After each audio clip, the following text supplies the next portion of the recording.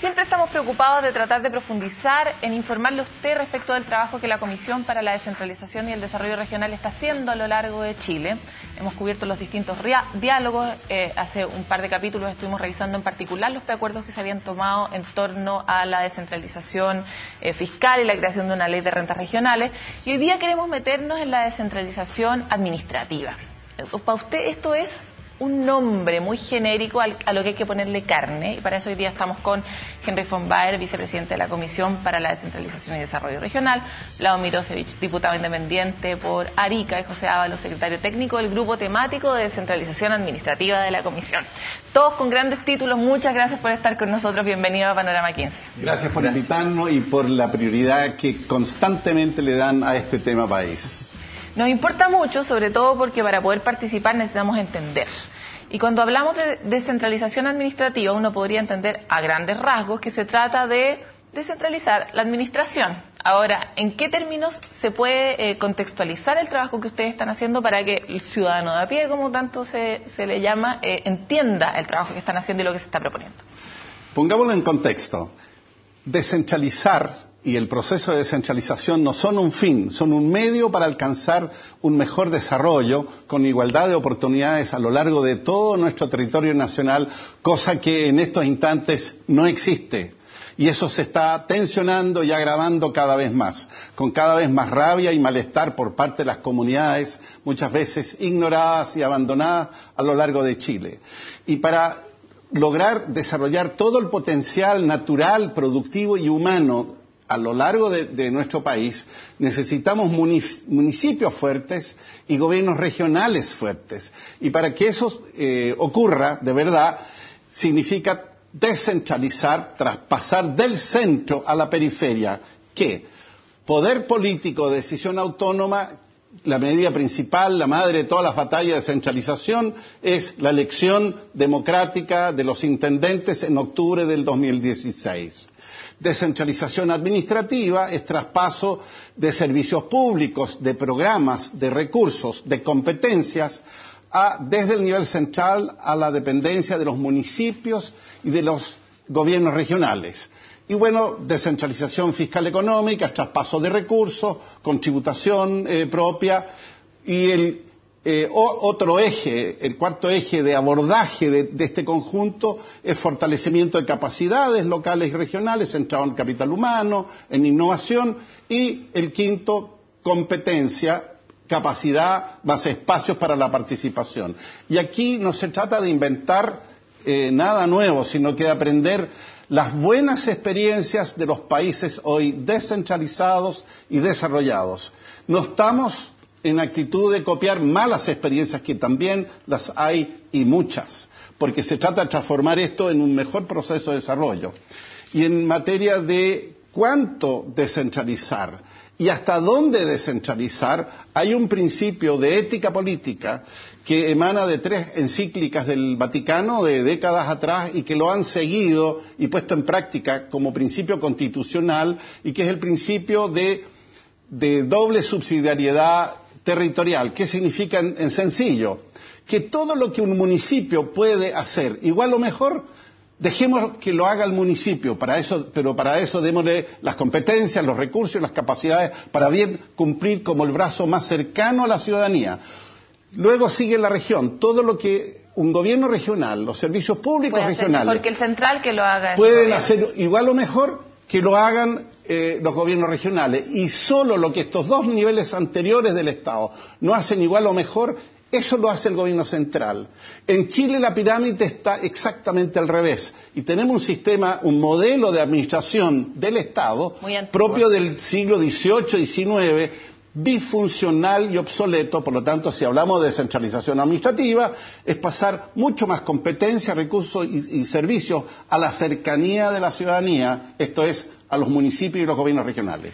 Hay un gran dolor, lo hemos reconocido aquí mismo en entrevistas que con ustedes hemos tenido también en otras ocasiones, desde la ciudadanía, sobre la enorme injusticia que significa que estén definiendo cómo va a ser mi entorno, cómo va a crecer mi ciudad desde el centro, sin además saber cómo es mi ciudad y cómo es mi entorno, ¿verdad? Suele ocurrir esto. En particular, avancemos sobre la línea del fortalecimiento de los municipios. José, ¿cuál es el valor de fortalecer a estos municipios? Y sobre todo, ¿cómo contestaríamos nosotros a este miedo que existe de creer que los municipios tal vez no van a ser capaces de desarrollarse si es que tienen más plata o más posibilidades y más poder sobre sus entornos? Bueno, hay varias cosas importantes. Lo primero es que el municipio tiene una legitimidad social y política muy grande. Hay muchas encuestas que dicen que el municipio es la instancia que la gente más socorre, ¿no?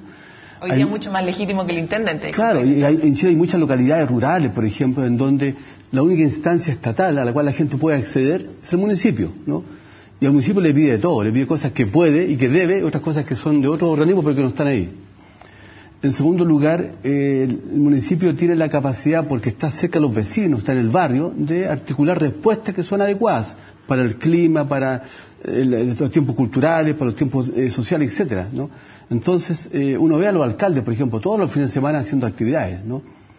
Entonces, ellos tienen una legitimidad que les permite negociar con el nivel regional o central, ¿no? Pero en Chile los municipios son muy débiles.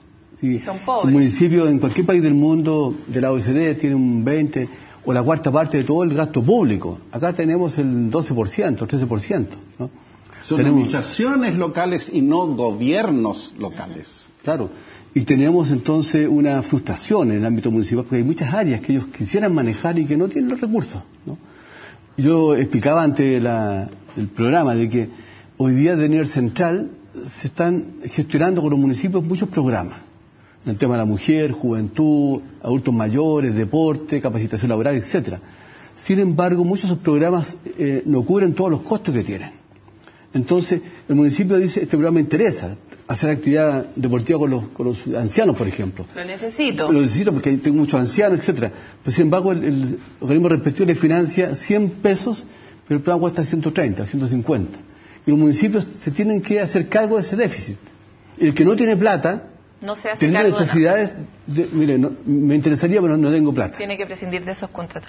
Ahora, ¿cómo es posible? Perdón, Paloma, un principio constitucional que estamos aprendiendo de otros países, que es el de correspondencia entre roles y responsabilidades, facultades de decisión y recursos. Ese principio significa que no se le puede, por ejemplo, a un municipio seguir traspasando cada vez más responsabilidades sin que vayan asociados a las competencias y a los recursos para bien cumplirlos. Es uno de los principios que nuestra comisión está haciendo suyo. Es la cuenta razonable que sacamos todos cuando emprendemos cualquier desafío. Ahora, vamos a ir volviendo sobre los distintos temas, pero, Vlado, tú eres diputado por la región de Arica y Parinacota. Has estado muchas veces aquí tratando de levantar la posición de Arica. ¿En qué espacios del Estado hay alguna oportunidad efectiva de generar alguna descentralización administrativa? ¿En qué organismo, por ejemplo? Sí. Mira, a mí me gustaría que la Corfo, por ejemplo, la Corfo Nacional, que tiene cerca de 800.000 millones de pesos, es decir, lo mismo, más o menos parecido a todo lo que tienen los gobiernos regionales, los consejos regionales con Fondo de Desarrollo Regional, más o menos todo ese fondo de todo el país es lo mismo que lo que tiene la Corfo Nacional. Entonces lo que yo siento es que debiésemos tener corfos regionales, corporaciones de fomento regionales, que no es lo mismo que tener una dirección regional de la Corfo Nacional, es decir, que constituyamos en cada región una empresa pública que tenga patrimonio propio, que tenga presupuesto propio, y que dejemos y simplemente eliminemos la Corfo Nacional, y que tengamos esa plata distribuida en las regiones, porque nos parece que cada región puede tener programas de emprendimiento distintos o de fomento productivo distintos. De acuerdo a su realidad. De acuerdo a su realidad, ¿no? ¿Y por qué? Porque gran parte del presupuesto de la Corfo no se va a regiones, se queda en Santiago. En estudios que hemos conocido mucho tiempo sobre los clústeres que vienen hace 30 años hablando lo mismo. Entonces, me parece que mucha de la plata de la Corfo no llega finalmente a las regiones porque se queda en la capital, y lo que nos gustaría son empresas públicas que sean similares a la Corfo Nacional y que tengan ese presupuesto, porque cada uno va a poder inventar con creatividad cuál va a ser el programa de fomento al emprendimiento que quiera tener en su región, ¿no? Es un ejemplo concreto de cómo descentralizar un servicio que es nacional, que la mayoría de la plata se resuelve en Santiago, a que se resuelvan en cada región.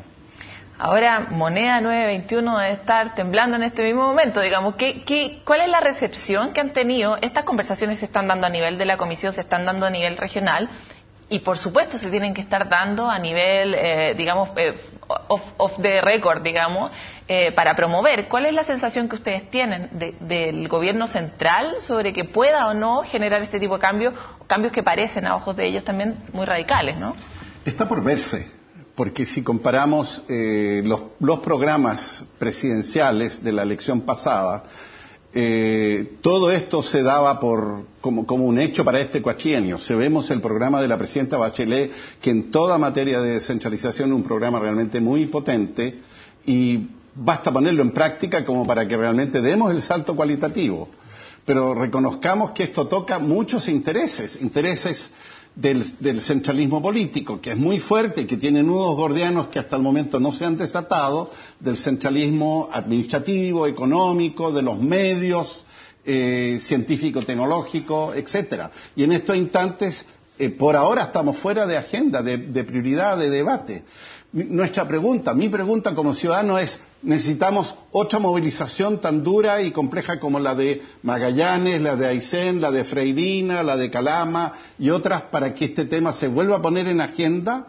En estos instantes estamos con la reforma tributaria y las medidas de descentralización fiscal económica, parece que se están quedando para otra vuelta, no sabemos cuándo. Y por lo tanto, está la reforma educacional, está la agenda de innovación, la agenda energética. En todas estas dimensiones debe incorporarse la lógica de la descentralización para no ir en contracorriente. Por lo tanto, tenemos la esperanza que el gobierno central, la presidenta, el ministro Peñailillo, el subsecretario y ciertamente los parlamentarios, sobre todo los electos en regiones, de una vez por todas sean consecuentes con lo que prometen al momento de buscar nuestro voto y al momento que votan si hay o no un proceso real y efectivo de descentralización. Lo que yo quería agregar es que somos como comisión una gran esperanza para mucha gente. Hay un compás de espera, ¿no? Porque la gente que tiene problemas hoy día va al municipio y se da cuenta que el alcalde tiene muchas limitaciones. Va al nivel regional, el CEREMI o el intendente no tiene la posibilidad de resolver problemas, ¿no? Entonces la gente dice, bueno, ¿qué hago? Tengo que llamar la atención de Santiago y de La Moneda. ¿Y qué es lo que hacen? Lo que mencionaba recién Enrique. Carretera. Así funciona. Tuvimos, claro, en Magallanes durante 15 días comunicada a la región, tuvimos la situación de Aysén, que parecía más bien guerra civil, los problemas en Atacama, en Calama siempre hay amenazas de banderas negras, ¿no es cierto?, en Arica, Iquique, etcétera. Entonces, tenemos que eso abordarlo. Nosotros estuvimos en Calama y la gente dice, mira, acá hay problemas con los subsidios sociales para la vivienda, porque el valor que le pone el ministerio al metro cuadrado de terreno no corresponde a lo que cuesta en Calama o en Antofagasta o en Iquique o en Arica, ¿no? Se requiere más plata, ¿no? El costo del metro cuadrado de construcción es más caro acá que en Santiago, pero si ponen el peso en Santiago, acá no podemos hacer esas casas. Y es también Chiloé, y es también Aysén, etcétera. Entonces, el hospital, por ejemplo, el hospital de Calama, el hospital viejo, le falta mucho especialista, ¿no? Y un hospital chico. El hospital grande, es un elefante blanco hoy día, para que el doble o el triple, no va a tener gente, va a tener una tremenda instalación, una gran inversión del Estado, una gran esperanza ciudadana, un hospital moderno, espectacular, y va a faltar recursos humanos. Eso tiene que ver con cómo tú ajustas la sin duda de la gente. Todo el rato se están diseñando cosas que son bajo una lógica y finalmente cómo esa cosa termina funcionando, termina siendo el fin de ese mismo proyecto, ¿no? Estamos observando mucha rabia en los diálogos regionales, mucha desconfianza y acumulación de rabia que la expresan como diciendo, bueno, a ustedes ya no les creemos como comisión presidencial. Sí, lógico.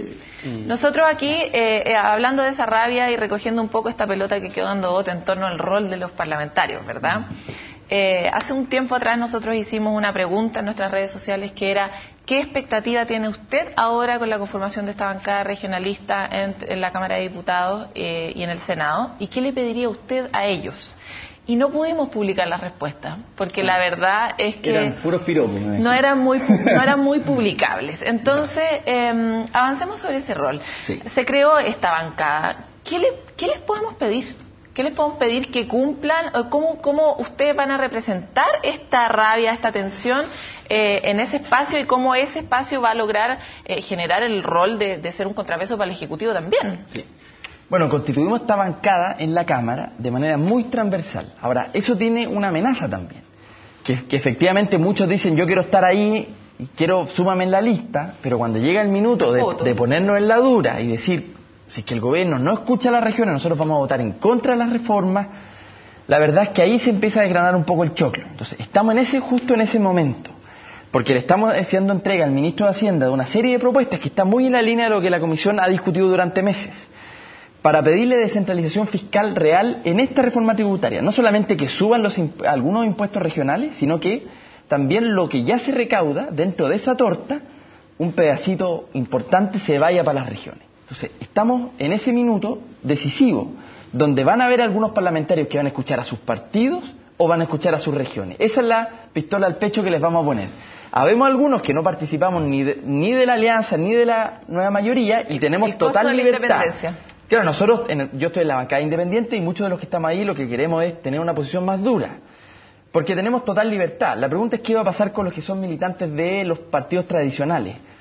Yo por lo menos soy partidario de que rápidamente, como ya hemos visto lo que pasó en el Senado, que en la Cámara pongamos la pistola al pecho, porque esas respuestas en Twitter dan cuenta de que muchas veces los parlamentarios han traicionado a las regiones de las que representan. Históricamente. Entonces, lo que hay que hacer ahora es decirle, ¿ustedes parlamentarios están dispuestos o no a votar en contra de la reforma tributaria? Yo por lo menos la respuesta es sí, yo estoy dispuesto a votar de la reforma, a pesar de que creo en esa reforma tributaria, de que tiene que haber un aumento de tributos, creo y soy partidario del espíritu, no del acuerdo del Senado, pero sí del espíritu original, pero sin embargo estoy dispuesto a votar en contra si es que el gobierno no escucha a las regiones, porque no solamente queremos más recaudación, queremos más recaudación para las regiones, no para que se quede aquí con más poder y con más billetera el ministro de Hacienda. Bueno, de hecho aquí ustedes habrán tenido tal vez la oportunidad de ver la entrevista que le hicimos al senador Guillé, y superando la depresión del panorama que él ve, hay hartas cosas que al menos nos hacen estar alerta, y es esta sensación de que efectivamente no hay una voluntad política del ministro de Hacienda para asumir las sugerencias que están surgiendo del resultado del trabajo de la comisión, y que además, en particular, la reforma tributaria no beneficia hoy día, tal cual se está planteando, a las regiones directamente. Entonces, tenemos un senador que ya tuvo una conversación con el ministro de Hacienda, entonces ya estamos empezando a ver las reacciones del escenario que se está construyendo, y ese escenario aparece como un escenario adverso. Entonces, por un lado como comisionado, ustedes, y por otro lado como parlamentarios, ¿qué van a hacer ustedes para que esto ocurra? ¿Qué se les puede pedir o cómo se les puede apoyar en las gestiones que ustedes hagan para que estas cosas sí ocurran? Bueno, lo primero que como comisión nos corresponde hacer responsablemente, porque ese es el mandato de la presidenta y esa es la esperanza del país y la convicción nuestra, es entregar una muy, muy buena propuesta, muy sólida, en lo técnico, en lo político, en lo constitucional, etcétera. Y para eso no nos queda mucho tiempo, por lo tanto, tenemos que redoblar nuestro esfuerzo para alcanzar a sistematizar y dar cuerpo y alma a esa propuesta. Por otro lado, nosotros tenemos mucha confianza en la Presidenta de la República porque ella ha constituido esta comisión, ella impulsa un programa que, claro, de momento está un tanto invisibilizado, pero depende del liderazgo indiscutible de ella como para, desde el gobierno central, ponerlo en práctica. Y cada vez más que circulamos a lo largo de todo el país y escuchamos a través de los diálogos regionales el sentir, las propuestas, las esperanzas y también las frustraciones y el enojo de las comunidades regionales, yo tengo cada vez más confianza en la propia ciudadanía como el principal actor que no va a estar disponible para una vez más, como lo ha ocurrido durante muchas décadas, ¿no? Es como esperando a Godot, donde Godot nunca llega. Yo creo que entre la convicción de la presidenta, creo también del ministro Peñailillo, que es un hombre que se formó en regiones, que fue líder estudiantil en el Biobío, fue gobernador de Arauco y nos consta por reuniones que hemos tenido antes de que asumiera el nuevo gobierno que tiene una profunda convicción y que quiere que esto ocurra. Si logramos la convergencia de todas esas fuerzas, más la calidad de la propuesta y la voluntad de los miembros de la comisión, esto no puede quedar allí nomás. Chile no resiste otro cuatrienio tan centralizado como el que estamos actualmente. El peor miedo es dejar las cosas como están. José, tú eres uno de los más grandes especialistas en esta materia. desde el lugar del comisionado, de ser comisionado y en la expectativa de todo lo que está ocurriendo, ¿cuál es alguna forma o algún camino por el cual tú sugerirías a la ciudadanía que avanzara? A ver, yo creo que hay medidas prácticas que se pueden hacer, ¿no? Hoy día, por ejemplo, en Santiago es una ciudad compleja, Gran Valparaíso, Gran Concepción, sin embargo son ciudades administradas por muchos servicios. Entonces es un conjunto de cocineros, digamos, que están haciendo una comida, por lo tanto no resulta nada bueno ahí. Cuesta mucho coordinarlo, ¿no? La Comisión está proponiendo el traspaso de servicios y programas, ¿no? Pero hemos sacado la cuenta. Si se traspasan los servicios básicos en fomento productivo, social, infraestructura y ciudad, ¿no? La capacidad de gestión de los gobiernos regionales crece 4 o 5 veces, ¿no? Y hace mucho más responsable al intendente que va a ser electo de lo que pasa en la ciudad y la región.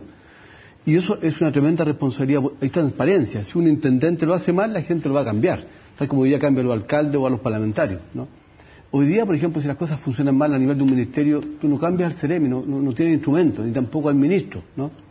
Entonces, ese es un cambio importante. Hay una forma de vincular mucho más y de poder exigir y hacer más accountability en el fondo finalmente de la gestión. Claro, ahora a mí la verdad es que me da miedo. La presidenta se ha comprometido con la elección del intendente regional. Supongamos que se elige el intendente regional. Probablemente son figuras que van a tener, como va a ser el universo de toda la región, más votos que cualquier senador. Sí, claro. O sea, va a ser una figura con un tremendo respaldo de legitimidad social y política.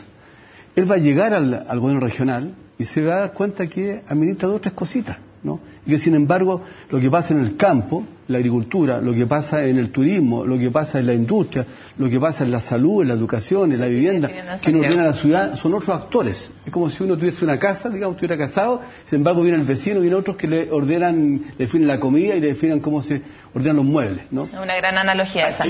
Ahí va a haber un shock político muy complicado. Sí, sin duda. Se nos está acabando el tiempo para abordar esto. Aquí, en particular, diputado, usted está haciendo una promesa de voto respecto del apoyo o el veto que se produzca dependiendo cuál sea el compromiso real con las regiones en esta materia.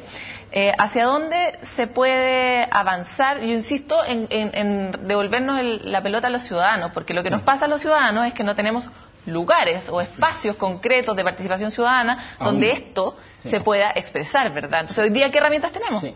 Bueno, lo primero es que cuando nos sacamos la foto, aparecieron varios. Éramos 22 parlamentarios que constituimos en la Cámara, solamente en la Cámara, la bancada regionalista. Entonces, yo le recomiendo a la gente que nos ve, métase a la página cámara.cl, mándele un mail a su parlamentario y dígale, ¿usted va a votar como le diga su partido, su gobierno, o como la región lo requiere?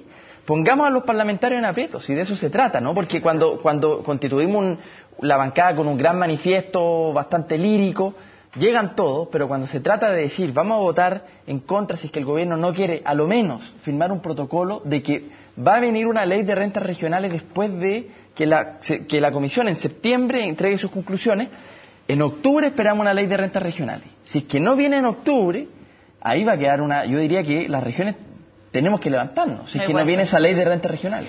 Lamentablemente, un llamado a los partidos políticos, a los dirigentes partidos políticos. Está en el programa de la presidenta y de la mayoría de las candidaturas presidenciales la elección del intendente regional. Está anunciado que en el segundo semestre va el proyecto de ley para elegir intendente regional. Lo propone la Comisión y en todos los diálogos regionales, sin excepción, es la primera medida que se pide. Invitamos a los dirigentes políticos, sobre todo de regiones, ya no solamente buscar los mejores candidatos para alcalde y para concejales de la elección del 2016, sino que los mejores candidatos para el cargo tan importante de intendente regional. El mínimo exigible. Se nos acabó el tiempo, ya se habrán dado cuenta, ¿verdad? Somos todos intuitivos aquí, pero queremos volver a tenerlos en Panorama 15, seguir hablando de estos temas e informando sobre lo que está pasando en esta materia que es la que tanto nos importa. Gracias por venir. Gracias. Quisiéramos tenerlos de nuevo. Hasta aquí llega este capítulo. Siempre estamos apurados. Son temas tan complejos, tan grandes. Ojalá le haya servido para tener una mirada, pero sin duda, al menos tenemos que exigir que cuando se traspasa poder, se traspase la plata para que ese poder se pueda ejercer, ¿verdad? El ejemplo de la casa es clarísimo. Nos vemos en el próximo capítulo.